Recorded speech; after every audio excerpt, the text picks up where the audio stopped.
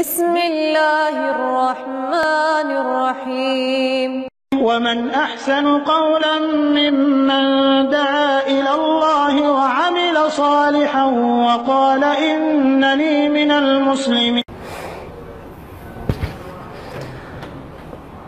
الحمد لله رب العالمين والصلاة والسلام على نبينا محمد وعلى آله وصحبه أجمعين التابعين لهم بإحسان إلى يوم الدين. أما بعد، فقد قال الله عز وجل في قرآنه الكريم: كل نفس ذائقة الموت وإنما توفون أجوركم يوم القيامة فمن زحزح عن النار وأدخل الجنة فقد فاز وما الحياة الدنيا إلا متاع الغرور. وقال الرسول صلى الله عليه وسلم: القبر أول منازل الآخرة فإن نجا منه فما بعده أيسر ومن لم ينج منه فما بعده أشد، أو كما قال النبي صلى الله عليه وسلم. وقال عليه الصلاة والسلام: أكثروا ذكر هازم اللذات، وفي رواية: أكثروا ذكر هادم اللذات، أو كما قال النبي صلى الله عليه وسلم. আলহামদুলিল্লাহ, যাবতীয় গুণগান নিবেদন করি সেই মহান রব্বুল আলামিনের জন্য, যিনি আমাদেরকে এই পৃথিবীতে পাঠিয়েছেন যাতে করে তিনি আমাদের পরীক্ষা নেন আমরা কে কত উত্তম আমল করি। আল্লাযী খালাকাল মাউতা ওয়াল হায়াতা লিয়াবলুয়াকুম আইয়ুকুম আহসানু আমালা। মহান রব্বুল আলামিন বলেন, তিনি সেই সত্তা যিনি মরণ এবং জীবনকে সৃষ্টি করেছেন, লিয়াবলুয়াকুম, যাতে করে তিনি পরীক্ষা করেন তোমাদের, আইয়ুকুম আহসানু আমালা, তোমাদের মধ্যে কে বেশি উত্তম আমলকারী। সুতরাং সমাজ শুধু আমরা এই দুনিয়াতে এসেছি, আমরা দুনিয়াতে আসার লক্ষ্য বুঝি বা না বুঝি, মহান রব্বুল আলামিন যে উদ্দেশ্যে আমাদেরকে পাঠিয়েছেন এর কিন্তু হিসাব আমাদের পাই পাই করে দিতে হবে কিয়ামতের মাঠে। কি বলছেন আল্লাহ রাব্বুল আলামিন সূরা মুলকের আয়াত: আল্লাযী খালাকাল মাউতা ওয়াল হায়াতা, যিনি সৃষ্টি করেছেন মওত এবং হায়াত, মরণ এবং জীবন। তার মানে আমাদের মরণ আছে, জীবন আছে। আমাদের যেমন জীবন আছে, মরণ রয়েছে, এবং আমরা যতই মনে করি এই স্থায়ীভাবে দুনিয়াতে থাকবো, কিন্তু এই দুনিয়া কারো জন্য স্থায়ী নয়। ওয়ামা জাআলনা লিবাশারিন মিন ক্বাবলিকাল খুলদ আফাইন মিত্তা ফাহুমুল খালিদুন। আল্লাহ বলছেন যে আমি কোন মানুষের জন্য স্থায়িত্ব করিনি আপনার পূর্বে, হে রাসূল আপনার পূর্বে আমি কারো জন্য স্থায়িত্ব দান করিনি। আফাইন মিত্তা ফাহুমুল খালিদুন, আপনি যদি মারা যান ওরা কি স্থায়ী হয়ে থাকবে? তার মানে কেউ স্থায়ী নয়। কুল্লু নাফসিন যায়কাতুল মাউত, প্রত্যেক আত্মা মৃত্যুর স্বাদ গ্রহণকারী। এই বাস্তব সত্যটাকে আমাদের চোখের সামনে রেখে যদি আমরা সামনে আগাই তাহলে আমরা কিন্তু ভদ্র হয়ে যাব সবাই। তখনই আমাদের মধ্যে আসবে জবাবদিহিতার অনুভূতি যে আল্লাহ রাব্বুল আলামিনের কাছে আমাদের যেতে হবে এবং সেখানে আমাদেরকে হিসাব দিতে হবে। সমাজে শুধু দিল নরম হওয়ার জন্যে উলামায়ে কেরাম বলছেন, কোরআন হাদিস চুষে যে কয়েকটি পন্থা অবলম্বন করার মাধ্যমে দিলটা নরম হয়, পাষণ্ড হৃদয় নরম হয়ে যায়। তার মধ্যে একটি যা রাসূলুল্লাহ সাল্লাল্লাহু আলাইহি ওয়াসাল্লাম বলেছেন, আকসিরু যিকরা হাযিমিল লাজ্জাত, তোমরা বেশি বেশি করে স্মরণ করো ওই বিষয়টিকে সমস্ত স্বাদের বিষয়গুলিকে কি করে নষ্ট করে দেয়। হাযিমিল লাজ্জাত অর্থ নষ্ট করে দেয়, বিনষ্ট করে ফেলে, চিতা করে ফেলে। আরেক বানায় বলা আছে হাযিমিল লাজ্জাত, আকসিরু যিকরা হাযিমিল লাজ্জাত, ওটাকে বেশি বেশি স্মরণ করো যেটা সমস্ত সুস্বাদু বস্তুগুলিকে ধ্বংস করে দেয়। ইয়ানি মওত অর্থাৎ মৃত্যু, মৃত্যুর কথা স্মরণ করতে বলছেন। আজ আমরা মৃত্যু থেকে গাফিল হয়ে যাওয়ার কারণে আমাদের পরিস্থিতি হলো এই, যা মহান রব্বুল আলামিন সূরা তাকাসুরের ভিতরে বলছেন, আলহাকুমুত তাকাসুর, তোমাদেরকে এই দুনিয়াবী প্রতিযোগিতা, দুনিয়াবী বস্তু, দুনিয়াবী সম্পদ গ্রহণের প্রতিযোগিতা তোমাদেরকে গাফিল করে দিয়েছে। গাফিল করে দিয়েছে মানে আখিরাত থেকে, হাত্তা যুরতুমুল মাকাবির, এমনকি তোমরা কবর পর্যন্ত চলে আসো। কবর ভিজিট করো, কবরের দ্বারপ্রান্তে চলে আসছো, কিন্তু তোমাদের গাফলাতি ছুটছে না। কাল্লা সাউফা তা'লামুন, আল্লাহ বলছেন যে অসম্ভব, এরকম নীতি সঠিক নয়। সাউফা তা'লামুন, অচিরে জানবে, মানে অচিরেই বুঝবে গাফলাতির পরিণতি। সুতরাং সমতশুদ্ধি মহান রব্বুল আমিনের এই বাণীগুলি, এই মহা সত্য বাস্তবতাকে সামনে রেখে আমাদের সামনে আগানো উচিত। আপনি অনেক টাকা অর্জন করেছেন, টাকা পয়সা, ব্যাংক ব্যালেন্স, ঘর বাড়ি সব কিছু রয়েছে, কিন্তু এখন যদি সে মেহমান চলে আসে যাকে প্রতিরোধ করার কারো ক্ষমতা নাই। দাউদ আলাইহিস সালাম তার যখন মরণ চলে আসে, উনি অত্যন্ত আত্মমর্যাদাশীল ছিলেন। তিনি যখন অফিসের কার্যক্রমে যেতেন, বাড়িতে তালা দিয়েতেন। বড় বাড়ি ছিল এবং বিবিও তার অনেক ছিল, এবং নবী রাসূলদের জন্য এটা আল্লাহ বলতে পারে 4 অধিক। তো তার 99 স্ত্রী বা তার কিছু কম বেশি, উনি তাদেরকে বিরাট বাড়িতে রেখে তালা বন্ধ করে চলে যেতেন, যাতে তার পরিবারের ভিতরে কেউ প্রবেশ না করতে পারে। আর বাড়ির ভিতরে সবকিছু, বিরাট এরিয়া। একদিন মালাকুল মউত মানুষের বেশে এসে ঢুকে পড়েছেন, উনি গেট বন্ধ করেছেন, উনি ঢুকে পড়েছেন, এসে বসে আছেন। তার বিবিরা এটা দেখে আশ্চর্য, যে দাওয়াত দেখলে তো আমাদের খবর করবে যে হঠাৎ করে অনাকাঙ্ক্ষিত পুরুষ কিভাবে প্রবেশ করলো, আর উনি তো এটা খুব খারাপ নয়। এসে ফিরে আসছেন, এসে দেখছেন যে মানুষ তার বাড়ির ভিতরে, এটা দাউদ আলাইহিস সালামের জন্য কঠিন অসহ্যকর। উনি বলেন, আপনি কে? আপনি কে? তখন বলেন যে আমি হলাম সেই ব্যক্তি যে কোনো রাজা বাদশাকে ভয় করে না, কোনো রাজা বাদশাকে ভয় করে না, এবং কোন জিনিস তাকে প্রতিরোধ করে তুলতে পারে না। মানে কেউ তালাবদ্ধ ভাবে থাক, যত সৈন্য প্রাসাদের ভিতরে লুকায় যে থাক না কেন, তাকে বাধা দিতে পারে না। আমি হলাম সেই ব্যক্তি। তখন বললেন, আনতাল মালাক, ইযা আনতা মালাকুল মউত, তা তো আপনি মৃত্যুর ফেরেশতা। এরপরে দাউদ আলাইহিস সালামের জান কবজ করে ফেলেন। সে অনেক ঘটনা লম্বা। এই সাহিহুল কাসাস আন-নববী, নবী সাল্লাল্লাহু আলাইহি ওয়াসাল্লামের বিশুদ্ধ কিসসার ভেতরে এই পাওয়া যায়, এবং এটা হাদিসের পাতায় এসেছে। তো দাউদ আলাইহিস সালামের বাড়িতে প্রবেশ করলো কিভাবে? দরজা কবাট সব বন্ধ, সব লক করা আছে। এই হলো সেই মালাকুল মউত। এই মেহমানের জন্য আমাদের প্রস্তুতি থাকা উচিত। আপনার বাড়ি গাড়ি সবকিছু আছে, মালাকুল মউত এসে হাজির, বলবে এখনই তুমি প্রস্তুত হয়ে যাও। তোমাকে না আমাদের কি করবেন? মৃত্যুর পরে কবরের প্রথম রাতটা যদি চিন্তা করতো কেউ, প্রথম অবস্থাটা যদি চিন্তা করতো কেউ, তাহলে সব বস্তুগুলো যে মানুষকে গাফেল করে দিয়েছে শিক্ষা পেয়ে যেত। চিন্তা করে দেখেন, ফেসবুকে আজকাল আমরা দেখি, মিডিয়াতে কিভাবে দাফন হচ্ছে একটা ব্যক্তি।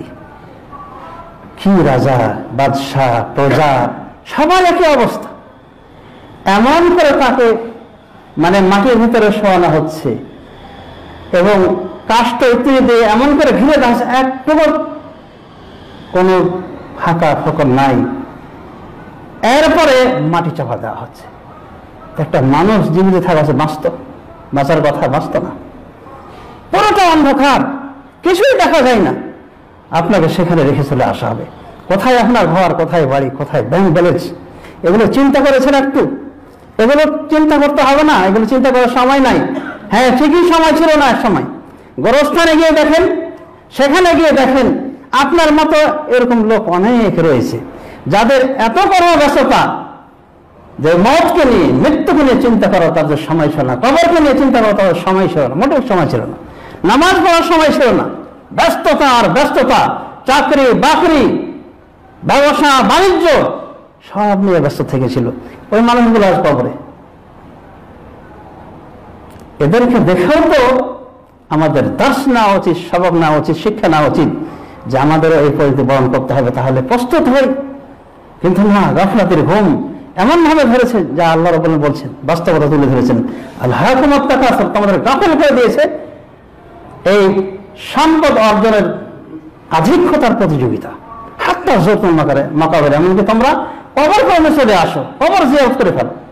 মানে কবরে এসে উপস্থিত হাজির, না আছে আমল, না আছে শরীয়তের পাবন্দি, এই বুঝার এই মিথ্যা মিথ্যে দুনিয়ার জন্য পাগল পারা হয়ে আর ছোটাছুটি করছে। হাতে সময় নাই, হাসির সময়, আলোচনা শোনার সময় নাই, ভালো কথা শোনার সময় নাই, সব সময় ব্যস্ততা। কোথায় এগুলো থাকবে আপনার এই চাকরি বাকরি ঘর বাড়ি, এগুলো কোথায় বসতলে চলে যাবে? একটু খেয়াল করেছেন আপনি আমি? সমাজে শুধু কবরের ওই অবস্থাটা চিন্তা করে ওসমান রাদিয়াল্লাহু আনহু, যিনি মুসলিম জাহানের খলিফা ছিলেন, 4 খলিফা একজন, তৃতীয় খলিফা, কবরের পাশ দিয়ে যখন যেতেন তখন এত কাঁপতেন তার বড় বড় দাড়িগুলি ভেজে যেত। তাকে বলা হয়েছিল তবকি তাযকুরু জান্নাত ওয়ান নার ওয়ালা তাবকি হাজি। ওসমান, আপনি জান্নাত জাহান্নামের কথা স্মরণ করলে তো কাঁদেন না এরকম, কিন্তু এই কবরের পাশে এসে এত কাঁদেন কেন? ওসমান রাদিয়াল্লাহু আনহু তার অনুভূতির কথা বলেছিলেন, যেটা ছিল বাস্তবতা, সেই অনুভূতি আমাদের থাকা উচিত। তিনি বলেছেন যা আমি রাসূলুল্লাহ সাল্লাল্লাহু আলাইহি ওয়াসাল্লামকে শুনেছি, তিনি বলেছেন আল কবর আউয়ালু মানাজিল আখিরাহ, কবরটা হলো জান্নাত আখিরাতের প্রথম সিঁড়ি, প্রথম ধাপ। ফামান নাজা মিনহু ফামা বাদাহু আইসার, সুতরাং যে এখানে রক্ষা পেয়ে যাবে পরবর্তী স্টেপগুলো তার জন্য সহজ। ওয়া ইল্লাম ইয়ানজু মিনহু ফামা বাদাহু আশাদ, আর যদি এখানে রক্ষা না পায় তাহলে এরপরে যতগুলি ধাপ, যতগুলি স্টেপ অপেক্ষা তার জন্য কঠিন থেকে কঠিনতর হয়ে যাবে। তাই খলিফা ওসমান রাদিয়াল্লাহু আনহু এই কবরের দৃশ্য দেখে কাঁদতেন, এমনকি দাড়িগুলো ভিজে যেত। কারণ এই পরিস্থিতি বরণ করতে হবে সবাইকে। আপনাকে বরণ করা লাগবে না? আপনার বাপ বিদায় গেল, মা বিদায় গেল, ভাই ব্রাদার আত্মীয় স্বজন বন্ধু বিদায় হয়েছে, তারপরে আপনার কলেজে কাঁদছে না, প্রকম্পন সৃষ্টি হচ্ছে না, মৃত্যুর ভাষা হচ্ছে, এর মানে কি? শয়তানের দাসে পরিণত হয়েছে, শয়তান আপনাকে জিম্মি করে দিয়েছে। সমাজে শুধু এই কবরের কথা ভুললে হবে না। আল কবর সন্দুকুল আমাল, এই কবরটা হলো আমলের সিন্ধুক, আপনি যা নিয়ে যাবেন সেটাই ওই কবরে থাকবে। চিন্তা করে দেখেন, সারা থেকে মাটি, আপনার জায়গা পরিমাণ মাটি, সেখানে আপনাকে রাখা হচ্ছে, এরপরে কত কি দিয়ে আপনাকে পরিপূর্ণ করে ঢেকে দেওয়া হচ্ছে, এরপরে মাটি চাপা দেওয়া হচ্ছে। এটা জিন্দা মানুষ থাকতে পারে? এটা ঘটনা পড়েছিলাম যে কোন এক জালেম কিন্তু আসামি বারবার করে ঘুষ দিয়ে ছাড় করেছে, কিন্তু এবার এমন পরিস্থিতি হয়েছে যে না, তার ফয়সালা মৃত্যুদণ্ড। আমেরিকার একটা ঘটনা, কিন্তু ধনকবর কোটি কোটি টাকার মালিক, কিন্তু ফয়সালা মৃত্যুদণ্ড নিতেই হবে, তাকে বর্ণনা করতেই হবে। এখন কোনো উপায় নাই, কারণ কারাইম এমন করেছে ঘুষ দিয়েও কাজ হয় না। এরপর আপনার শিকদার, ওই এরশাদ শিকদারের কি অবস্থা হয়েছিল? ঘুষ দিয়ে সববারই বেঁচে গিয়েছে, ভেবেছিল এবার বেঁচে যাবে, কিন্তু এবার যখন তার মতের পালা চলে আসে তখন বাঁচতে পেরেছিল, পারেনি। তখন সে বলেছিল যে এই দুনিয়াটা কিরকম, আমার মতো হয় না, সেটা বলেছে।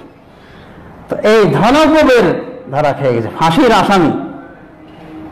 তখন ওই যারা জেলার তাদের একজনের সাথে, কর্মচারীর সাথে ভাব করেছে, বলছে যে ভাই তুই যত টাকাই লাগে সব আমি দিতে রাজি, আমাকে বাঁচাতে পারবে কিনা? তখন বলছে যে এটা এমন একটা ফয়সালা যে আমাদের কিছু করার নেই, আর আমরা যদি আপনাকে ছেড়ে দিই আমাদেরই খবর আছে, আমাদেরই ফাঁসি দিবে। ফাঁসির বিনিময়ে কেউ কোটি টাকা চাই, কিন্তু বলে কোটি টাকা দেওয়া হবে তোমার ফাঁসি, চাইবেন? তার মানে আপনার জীবনটা কত মূল্যবান লক্ষ্য করে দেখেন। তো ওই কর্মচারী বলছে যে না, এটা তো সম্ভব নয়, আর আপনি মোস্ট ইম্পর্টেন্ট বলা হয় না, মানে যাদেরকে মানে বিশেষভাবে করা হয়েছে, আসামি করা হয়েছে, শনাক্ত করা হয়েছে, আপনার কোনো রক্ষার পথ দেখি না। তবে একটা পথ, টাকার লোভে সে একটা পথ বের করে দিয়েছে। বলছে যে এক কাজ করেন, আপনি ওই ঘুমন্ত ক্যাপসুল খেয়ে, মানে ওই অক্সিজেন ব্যবস্থা করে আপনি ওই লাশ হয়ে পড়ে থাকেন, লাশ ফেলে দেওয়ার অধিকার আমাদের আছে, লাশের গাড়ি নিয়ে চলে যাবো আপনাকে, তখন আমি গোপনে আপনাকে আমি কি করবো, উঠিয়ে নিয়ে আসবো। তো একটা সান্ত্বনা পেয়েছে, সান্ত্বনা পাওয়ার পরে কি হয়েছে, ও ঠিকই ওভাবে মারা গিয়েছে, মানে ওই নেশার কিছু খেয়ে বেহুশ হয়ে গেছে সাময়িকভাবে, এবং অক্সিজেনের ব্যবস্থা করে না হয়েছে তার কাফনের ভিতরে। এরপর তাকে ওই সাগর পার হয়ে ওই পারে তার কবরের ব্যবস্থা করা হয়েছে। এবং খ্রিস্টানদের নিয়ম ভিতরে অনেক তালাবদ্ধ বাসা সিস্টেম আছে, এক কথায় ওদের কবরও জটিল। এখন এই লোক প্রহর গুনছে, মানে ওরা কিন্তু বেহসি শেষ, এখন কিন্তু সে হোঁশে আছে এবং অক্সিজেন শেষের পথে। বলছে লোক তো আসে না, কি কারণে আসে না, কারণটা কি হলো, আমি তো এখন মরিয়ে যাবো, অক্সিজেন শেষের দিকে, অক্সিজেন বাঁচবে। সে কত গভীরে তাকে দাফন করা হয়েছে। এবার সে কি করলো, এদিক ওদিক সে দেখে ওর পাশে আরো কয়েকজনের কবর দেওয়া হয়েছে। তো পাশের ব্যক্তিকে একটু নেড়ে দেখছে যে এটা আবার কে আমার সাথে, লক্ষ্য করে দেখছে যে ওই তার কর্মচারী, যার সাথে ভাও করেছিল এত কোটি টাকা পেয়ে ঘুষ দিয়ে সে রেহাই পেয়ে যাবে, তাকে রক্ষা করতে আসবে। দেখা যাচ্ছে সে নিজেও তার পাশে শুয়ে রয়েছে। আর জীবনের আশা করা গেল না, ওখানেই তার মৃত্যুবরণ করা লাগলো, কারণ অক্সিজেন শেষ। আর একাই কেউ উঠে আসতে পারবে না, কবর যে সিস্টেম, উঠে আসার কোনো সাধ্য নাই কারণ। সমাজে শুধু মৃত্যু যখন চলে আসবে এইভাবে মৃত্যুবরণ করা লাগবে, ওই কর্মচারী রেহাই পায়নি সমাজে শুধু। তাহলে এই পরের বিষয়ে আমাদের করা উচিত। রাসূলুল্লাহ সাল্লাল্লাহু আলাইহি ওয়াসাল্লামের সাহাবী সমাজ সাহেব ওসমান রাদিয়াল্লাহু আনহু এই কবরকে দেখে খণ্ডন করেছেন, কারণ কবরের এই বাস্তবতা বড় কঠিন। রাসূলুল্লাহ সাল্লাল্লাহু আলাইহি ওয়াসাল্লাম থেকে তিনি আরো বর্ণনা করেন, মা রাআইতু মানজারান কাত ইল্লা ওয়াল কবর আফযাউ মিনহু, আমি এমন কোনো দৃশ্য দেখিনি যার থেকে আরো বেশি ভয়ানক এবং ভয়াল দৃশ্য এ কবরের চাইতে, মানে কবরের থেকে আর কোনো ভয়ানক দৃশ্য আমি দেখিনি। কবরে একা আপনাকে সরিয়ে দেওয়া হয়েছে, বুকে মাটি চাপা দেওয়া হয়েছে, বের হওয়ার তো কোনো উপায় নেই, অক্সিজেনের কোনো উপায় নাই, এবং সেখানে আপনার আমল অনুযায়ী আসবে হয় রহমতের ফেরেশতা অথবা গজবের ফেরেশতা। মন করেন নাকি আপনার নিকটে আসবে, প্রশ্ন করবে তিনটি প্রশ্ন, মান রাব্বুকা মা দীনুকা মান নবিয়ুকা, তিনটি প্রশ্ন করা হবে, তোমার রবকে, তোমার দিনকে, তোমার নবীকে। যদি আমল ভালো থাকে তাহলে সহজেই পার পেয়ে যাবেন। এই তিনটি প্রশ্নের উত্তর হলে চতুর্থ প্রশ্ন করবে, যখন পজিটিভ উত্তর হবে বলবে যে মামা আল্লাহ কে তোমাকে শিক্ষা দিয়েছিল, কিভাবে তুমি জানলে? তখন সে বলে করা থেকে আমান তো সবটা আমি আল্লাহর কিতাব পড়েছি, তারপরে ঈমান এনেছি, সত্য জেনেছি। মহান রব্বুল আলামিন তখন আসমান থেকে ডাক দিয়ে বলবেন, উপর থেকে ডাক দিয়ে বলবেন সাদাকা আব্দি, আমার বান্দা সত্য বলেছে, ফাফিরু মিনাল জান্নাহ, সুতরাং তার জান্নাতের বিছানা বিছিয়ে দাও, ওয়ালবিসু মিনাল জান্নাহ, জান্নাতের পোশাক পরিয়ে দাও, আফতাহু লাহু বাবান ইলাল জান্নাহ, জান্নাতের তার দরজা খুলে দাও, ফায়াতি মিন রাওহিহা ওয়া তাইয়িবিহা, এরপর তার নিকটে জান্নাতের সুবাস সমীরণ নিয়ামত আসতে থাকবে এবং তার কবরকে প্রশস্ত করে দেওয়া হবে তার চক্ষু পরিমাণ, এবং এটা তো তার হয়ে যাবে জান্নাতের টুকরো। কিন্তু যে কাফের, ফাসিক, ফাজের তিনটি প্রশ্নের কোনো প্রশ্নই যেন উত্তর দিতে পারবে না, তখন মহান রব্বুল আলামিন আকাশ থেকে বলবেন কাযাবা আব্দি, আমার বান্দা মিথ্যা বলেছে, ফাআফরিজু লাহু মিনান নার, সুতরাং জাহান্নামের বিছানা তার বিছিয়ে দাও, ওয়ালবিসু মিনান নার, জাহান্নামের পোশাক পরিয়ে দাও, আফতাহু লাহু বাবান ইলান নার, এবং তার দিকে জাহান্নামের দরজা খুলে দাও। এরপর থেকে জাহান্নামের তার শাস্তি আসা শুরু করে, জাহান্নামের সে লোহা আসতে শুরু করবে। চিন্তা করে দেখেন, আবু তালেবকে রাসূলুল্লাহের শাফাত ক্রমে তাকে সর্বনিম্ন শাস্তি দেওয়া হবে জাহান্নামে। সেটা কি? জাহান্নামে দুটি স্যান্ডেল পাওয়ানো হবে, জাহান্নামের আগুনে তৈরি, ইয়াগলি মিনহুমা দিমাগু, এর কারণে তার মাথার মগজ ফুটন্ত পানির মতো ফুটবে। তো শুধু জান্নাতের স্যান্ডেল দুটি পাওয়ানোর কারণে যদি এই অবস্থা হয়, তাহলে জাহান্নামে যদি, কবরের ভিতরে যদি আপনার জাহান্নামের বিছানা বিছিয়ে দেওয়া হয়, জাহান্নামের পোশাক আপনার গায়ে দিয়ে দেওয়া হয়, কি অবস্থা হবে আপনার? চিন্তা করে দেখেছেন? সুতরাং তখন বুঝতে পারবেন যে মিছারে এই দুনিয়ার পিছে ছুটেছি, এই মিছামিছি ছুটাছুটি করেছি, দুনিয়াতে গাফেল হয়ে থেকেছি, নামাজ পড়ি, রোজা রাখিনি, শরীয়তে পাবন্দ করিনি, তখন বুঝতে পারবেন। কিন্তু সে সময় আর কোনো কাজে দেবে না। ও আল্লাহ যিকরা, আল্লাহ বলছেন ওই সময় আর কিভাবে তার নসিহত কাজে লাগবে। তাই সমাজে শুধু এই কবরের ভয়াল দৃশ্যকে খেয়াল করে সেজন্য আমল করার চেষ্টা করুন, এবং যতই মনে করেন যে আপনার এটা স্থায়ী ঠিকানা, স্থায়ী ঠিকানা, একদিন মালাকুল মউত এসে আপনার দ্বার প্রান্তে হাজির হবেই হবে। যেমন দাউদ আলাইহিস সালামের নিকটে এসেছিলেন, মুসা আলাইহিস সালামের নিকটে এসেছিলেন।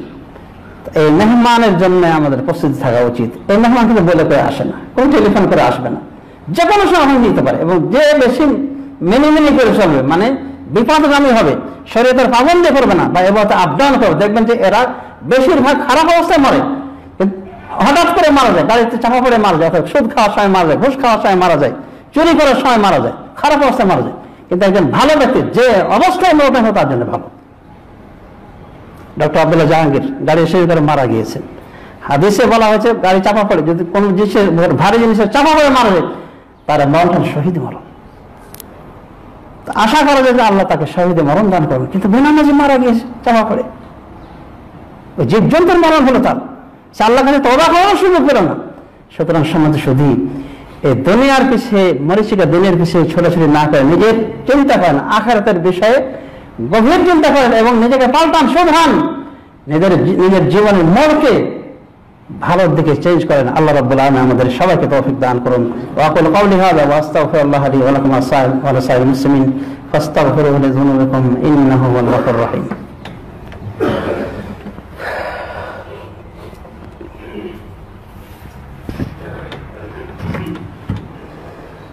আলহামদুলিল্লাহ রাব্বিল আলামিন ওয়াস সালাতু ওয়াস সালামু আলা নাবিয়িনা মুহাম্মদ ওয়া আলা আলিহি ওয়া সাহবিহি আজমাইন ওয়া তাবিঈনা লাহুম বিইহসানিন ইলা ইয়াউমিদ্দিন, আম্মা বা'দ। সমাজে শুধু মানুষ দুই প্রকার, এক প্রকার হলো কাফের, আর এক প্রকার হলো মুসলিম। মুসলিমদের ভিতরে দুটি প্রকার রয়েছে। এক প্রকার হলো মুসলিম, শুধু নামের, খাতনা দিয়েছে, মুসলমানিতা হয়েছে, তার গর্বগ্রস্ত হয়ে এটাই তার পরিচয়, দেখবেন নামাজ রোজা কোনো কিছুতে নাই এবং দুনিয়াকে নিয়ে বিভোর হয়ে থাকে, মনে হয় তার মরণ নাই, তার বাপ গেছে, মা গেছে, দাদা গেছে, আত্মীয় স্বজন চলে গেছে, সে কি থাকবে চিরস্থায়ী হবে? কেউ চিরস্থায়ী থাকবে না। কিন্তু এই মরণ থেকে তারাই উপদেশ গ্রহণ করে যারা প্রকৃত মুমিন। প্রকৃত মুমিনের জন্য এই মৃত্যুর ভিতরে অনেক কিছু শিক্ষণীয় বিষয় রয়েছে। রাসূলুল্লাহ সাল্লাল্লাহু আলাইহি ওয়াসাল্লাম বলেন যে কুনতু নাহাইতুকুম আন জিয়ারাতিল কুবুর আলা ফাজুরুহা, তোমাদেরকে নিষেধ করেছিলাম কবর জিয়ারত করতে, কিন্তু এখন বলছি তোমার কবর জিয়ারত করো। ফাইনহা তুযাক্কিরুকুমুল আখিরাহ, কারণ কবর আখিরাতকে স্মরণ করে।